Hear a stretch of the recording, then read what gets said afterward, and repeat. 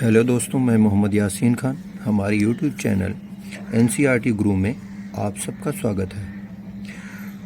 तो दोस्तों, आज हम पहले चैप्टर के दीर्घ क्वेश्चंस के बारे में बताएंगे आपको, जो कि इस सत्र 2022 में अधिकाधिक पूछे जाने की संभावना है। तो दोस्तों चलते हैं, हमारे दीर्घ प्रश्न क्या हैं। जो सबसे महत्वपूर्ण क्वेश्चन है रासायनिक अभिक्रिया एवं समीकरण के most important question 2022 UP board के लिए दीर्घ उत्तरीय प्रश्न। तो पहले प्रश्न के बारे में हम लोग देखते हैं। पहले प्रश्न हमारा क्या बनता है, रासायनिक अभिक्रिया किसे कहते हैं, है ना। तो दोस्तों, हम बहुत पहले से पढ़ते चले आ रहे हैं इस चैप्टर में कि रासायनिक अभिक्रिया क्या कहते हैं, क्या होती है, यह कितने प्रकार की होती है और प्रत्येक को उदाहरण देकर समझाइए।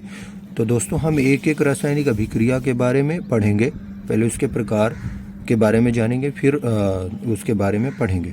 ठीक है दोस्तों। तो सबसे पहले जानते हैं हम कि रासायनिक अभिक्रिया होती क्या है। रासायनिक अभिक्रिया होती क्या है, देखिए दोस्तों, रासायनिक अभिक्रिया होती क्या है। तो रासायनिक अभिक्रिया हम आपको सिंपल लैंग्वेज में समझाते हैं कि रासायनिक अभिक्रिया वो होती है कि एक या एक से अधिक पदार्थ, एक या एक से अधिक, एक या एक से अधिक, दोस्तों समझना हमारी बात, एक या एक से अधिक पदार्थ आपस में मिलकर कोई एक नया पदार्थ जब बनाते हैं या कोई एक नया उत्पाद का निर्माण करते हैं तो वो कहलाती है क्या, रासायनिक अभिक्रिया। तो दोस्तों, हम डिफिनीशन की ओर चलते हैं, देखते हैं।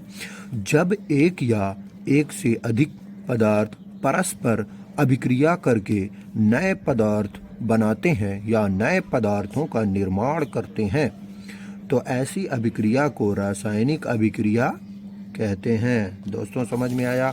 तो जैसे हम लेते हैं कोई भी अभिक्रिया ले लें, जैसे कि हम जल लेते हैं। दोस्तों देखना, तो जल बनाने के लिए हमें क्या क्या चाहिए। पहले तो हाइड्रोजन चाहिए, H2 प्लस O2, इनकी अभिक्रिया हुई तो क्या बना, H2 plus O2 gives H2O। तो हमारे अभिकर्मक क्या हुए, अभिकर्मक हुए दोस्तों हाइड्रोजन और ऑक्सीजन, ये क्या हुए, अभिकर्मक। अभिकर्मक हमेशा लेफ्ट हैंड साइड की तरफ लिखे जाते हैं और उत्पाद क्या बना, उत्पाद बना जल। दोस्तों समझ में आया। और देखते हैं कि हम तो अभी सीख लिए हैं कि अभिकर्मक हमारा लेफ्ट हैंड साइड की तरफ होता है और उत्पाद जो बनता है वो हमेशा राइट हैंड साइड की तरफ होता है। अब देखो बैलेंस है, यहाँ पे हाइड्रोजन के 2 एटम है, एटम का मतलब परमाणु, हाइड्रोजन के 2 परमाणु, ऑक्सीजन के आगे एक ही है। देखिए ऑक्सीजन के आगे कुछ नहीं लिखा है तो एक है। तो यहाँ पे लेकिन अभिकर्मक में ऑक्सीजन 2 है, तो हम क्या करेंगे, इसको बैलेंस करने के लिए 2 से गुणा कर देंगे। तो देखिए दोस्तों, हाइड्रोजन यहाँ पे 2 दूना 4 हो गया और ऑक्सीजन 2 हो गया, तो 2 ऑक्सीजन बराबर हो गए, लेकिन ये नहीं बराबर है। तो देखते हैं दोस्तों, 2 दूना 4, तो यहाँ पे 2 है, तो यहाँ पर भी 2 से हम गुणा कर देंगे, तो 2 दूना 4 हाइड्रोजन और 2 ऑक्सीजन, ये मिलके बराबर हुए।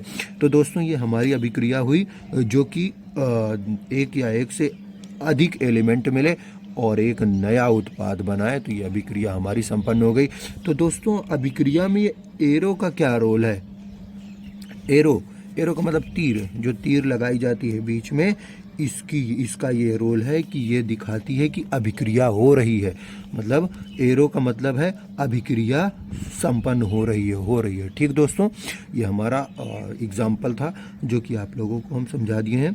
तो दोस्तों हम पूरी उम्मीद करते हैं कि आप लोगों को रासायनिक अभिक्रिया समझ में आ गई होगी। तो हम देखते हैं दूसरे उदाहरण की ओर चलते हैं। जैसे कि मैग्नीशियम कहा है, मैग्नीशियम Mg, मैग्नीशियम का सिंबल है, मैग्नीशियम को हम किससे लिखते हैं, Mg से, और प्लस 2HCl, ये तो 2 हम लगाते हैं बैलेंस करने के लिए, HCl से अभिक्रिया कराते हैं। जब अभिक्रिया हुई तो क्या बना, मैग्नीशियम क्लोराइड MgCl2, और क्या निकला, हाइड्रोजन गैस निकल रही। तो एक नया उत्पाद बन रहा है दोस्तों, ये हमारा MgCl2। तो देखो दोस्तों, एक या एक से अधिक अभिकर्मक लिए गए तो एक नया उत्पाद बना। तो उत्पाद में मैग्नीशियम क्लोराइड है और गैस निकल रही हाइड्रोजन गैस, तो ये हमारी अभिक्रिया हो गई। तो रासायनिक अभिक्रिया के बारे में हम लोग समझ चुके हैं। अब इसके प्रकार के बारे में समझते हैं। तो दोस्तों आइए हम समझते हैं। तो सबसे पहले हम समझते हैं रासायनिक अभिक्रिया के प्रकार। प्रकार कितने के हैं? तो पहला हम पढ़ेंगे संयोजन अभिक्रिया। क्या पढ़ेंगे? तो दोस्तों हम संयोजन अभिक्रिया के बारे में पढ़ेंगे।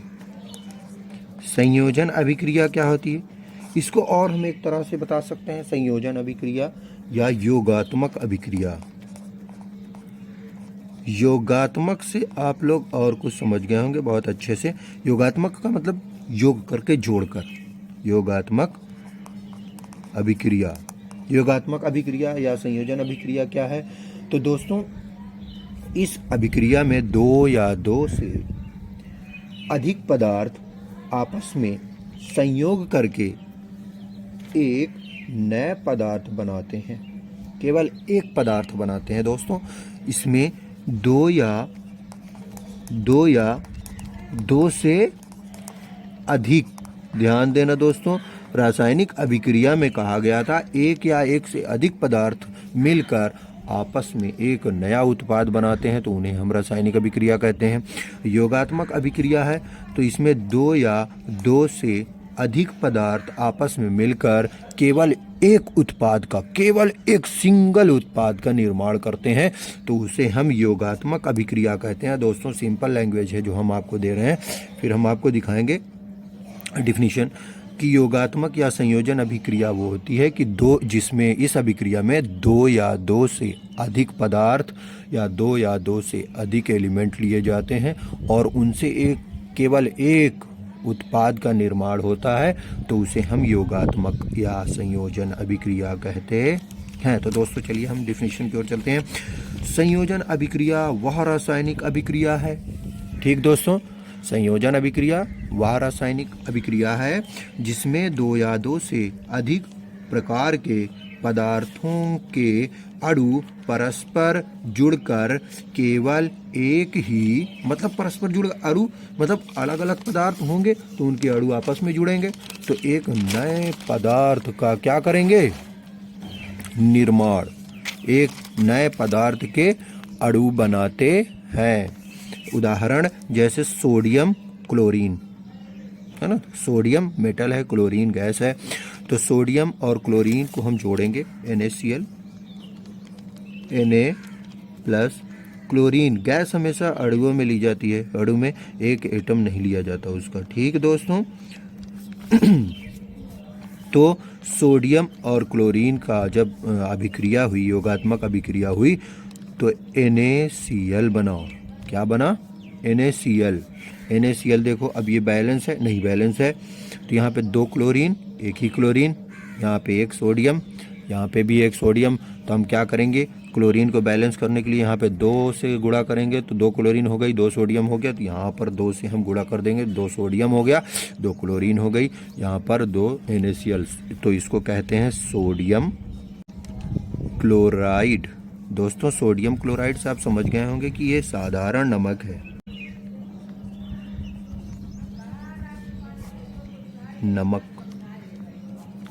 नमक का सूत्र है, ठीक दोस्तों, सोडियम क्लोराइड जो हम खाने में यूज़ करते हैं। ओके दोस्तों हम आगे की ओर चलते हैं। या तो हम इसके और भी क्वेश्चन बन सकते हैं, हम आपके अगले चैप्टर में बताएंगे जब पढ़ाने लगेंगे, तो उसमें इसके बिंदु संरचना के बारे में, इलेक्ट्रॉन डॉट स्ट्रक्चर के बारे में बताएंगे, बॉन्डिंग बताएंगे। तो दोस्तों ये आगे के चैप्टर में है, वो आगे पढ़ेंगे आप लोग। हमारे वीडियो में अगर बने रहेंगे तो हम आपको सब चीज़ पढ़ा देंगे बहुत ही आसान तरीके से। तो दोस्तों हम आगे की क्वेश्चंस के बारे में चलते हैं। वियोजन अभिक्रिया से हम क्या समझते हैं? कह रहा है इस अभिक्रिया में एकल पदार्थ वियोजित होकर, वियोजित का मतलब टूटकर, वियोजित का मतलब टूटकर, अलग होकर, इस अभिक्रिया में एकल पदार्थ, एकल का मतलब एक पदार्थ होता है जो कि टूटता है, एकल पदार्थ वियोजित होकर दो या दो से अधिक पदार्थ बनाते हैं, है ना, दो या दो से अधिक पदार्थ बनाते हैं, दो या दो से अधिक पदार्थ बनाते हैं। तो दोस्तों हम आइए एग्जाम्पल की ओर चलते हैं, उदाहरण से समझते हैं। उदाहरण उदाहरण क्या है इसका? उदाहरण है जैसे कि H2O हम लेते हैं, क्या करते हैं? H2O जब हम लिए, H2O क्या है? जल। क्या है दोस्तों? जल। आप लोग समझ रहे हैं? H2O है जल। जल से हमें क्या प्राप्त होता है? एक तो हाइड्रोजन गैस मिलती है और दूसरी ऑक्सीजन गैस। ठीक। अगर हम जल को H2O को वियोजित करेंगे, वियोजन अभिक्रिया कराएंगे जल की, तो वो हमें हाइड्रोजन गैस देगा, ऑक्सीजन गैस देगा दोस्तों। तो ये एक एकल पदार्थ, चलिए इसको बैलेंस करते हैं। एकल पदार्थ दो या दो से अधिक पदार्थ देता है। यहाँ पे तो दो ही दे रहा है ना। ठीक दोस्तों, तो दो से अधिक पदार्थ भी दे सकता है। तो दो पदार्थ अलग अलग बन रहे हैं। तो ये कौन सी अभिक्रिया हुई दोस्तों? हमारा वियोजन अभिक्रिया। वियोजन अभिक्रिया। चलिए इसको बैलेंस कर देते हैं ये 2 से। अगला चलते हैं विस्थापन अभिक्रिया। दोस्तों आगे हम किसके बारे में पढ़ते हैं? विस्थापन अभिक्रिया। विस्थापन से आप समझ गए होंगे, फिजिक्स में बहुत पढ़े होंगे। और विस्थापित होना, विस्थापन फिजिक्स में एक चैप्टर फोर्स गति में पढ़ेंगे। और क्या कहते हैं, बहुत सारे चैप्टर हैं, पढ़ाए जाएंगे। विस्थापन के बारे में हम बताते हैं। विस्थापन का मतलब किसी एक को हटाकर उसकी जगह ले लेना, है ना। एक तो फिजिक्स के लैंग्वेज में होता है विस्थापन और दूरी। विस्थापन हम इस तरह करते हैं कि एक, जैसे कि कोई चीज़ है, वह ऐसे गई यहाँ पे, यहाँ से आई यहाँ, तो हम अगर उसके, मान लो वो घर से, कोई एक मनुष्य है, वो घर से निकला, रास्ते से आया, रास्ते से इधर गया, इधर से पहुंचा मार्केट।